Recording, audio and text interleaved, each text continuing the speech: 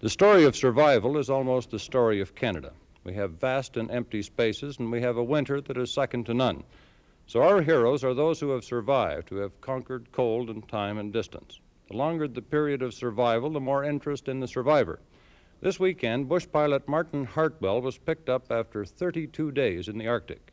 His 3 passengers, a pregnant Eskimo woman, an Eskimo boy, and a young British nurse, died, but Hartwell is in good condition with some minor fractures. The search for Marten Hartwell and his aircraft started on November 8th. It was the most extensive search ever staged in the Northwest Territories, ultimately covering more than 200,000 square miles. The operation was directed from Yellowknife. 7 Canadian Forces Hercules aircraft led the search, carrying volunteer civilian spotters who stared from side windows and open rear cargo doors in sub-zero temperatures. Countless other private and commercial aircraft worked search patterns into their regular flight plans. The search grid was a 1,000-mile-long, 70-mile-wide corridor running from Cambridge Bay in the high Arctic to Yellowknife. For 19 days, the area was crisscrossed almost constantly.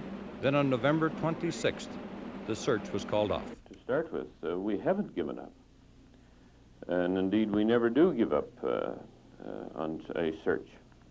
In this case, we have placed this search in what we term suspension. And there's a difference between suspension and termination. The reason that the search has been suspended at this time is that we have gone in there with good equipment, with good people, and we have covered the most likely areas that the aircraft would have gone down in several times, 4 or 5 times. We have covered all of the unlikely areas at least once, and that covers the total area between Cambridge Bay and Yellowknife. Now, having done all of that, and in the absence of any fresh information in recent days, we feel that there's simply nothing can be done further.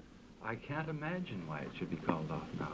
Have you had any contact with people from the Department of National Defense? Well, I have had an indirect contact. Of course, I'm trying to press on the people in Ottawa to do something, and their reasons seem to be that this is the greatest search in the history of the Northwest Territories and that it's very expensive and that they have, and I quote, covered the area, and that therefore they feel they shouldn't go on any longer. The plane has rations for 10 people for 6 days, or 60-day person rations. It has 10 sleeping bags. It's equipped with a gun and ammunition, with fishing line, with snares. He had upwards of 100 gallons of gasoline in that plane and his engine oil. And even a tenderfoot can rig a device, a giant cigarette lighter, if you like, to heat a warm space with a minimal amount of gasoline. In terms of keeping warm, he could keep warm, in my opinion, for several months in a small space. There's every reason to believe that these people are alive. Primarily, however, it would seem to me the probability is very high that they're alive because 6 days after the plane went down, a signal was received from that plane from its emergency beeper device. Now, if the plane had crashed and there were no survivors, the beeper device would have gone off in 48 hours. Its batteries would have worn down. It can be manually controlled, and if the plane gets down and there are survivors, it can be turned off and turned on when there are planes in the area. Dr. Haley, whose daughter Susan was engaged to the missing pilot, triggered an uproar by that statement. His question, do we not have an obligation to pursue the search no matter what the cost? For it appeared that cost might have been a determining factor in abandoning the hunt. In a sense, the search for Marten Hartwell and his passengers puts into focus a Canadian dilemma.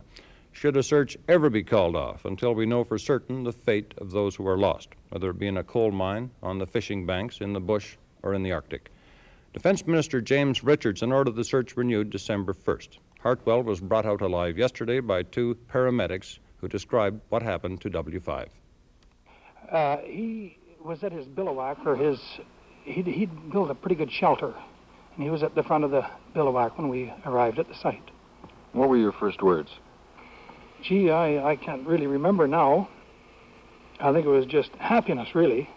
He was glad it was all over, and we were glad that he was there. What did the entire crash site look like as you approached it? Really, it is quite a mess. The aircraft, they went into trees, and the aircraft was ripped apart pretty bad. What was the first thing you did when you reached Hartwell?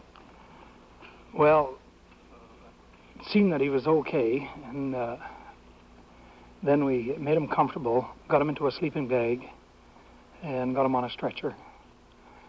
His injuries were already a month old, so there wasn't too much we could do for him then. Another few hours wasn't going to hurt him anymore. Did you ask him about the others right away?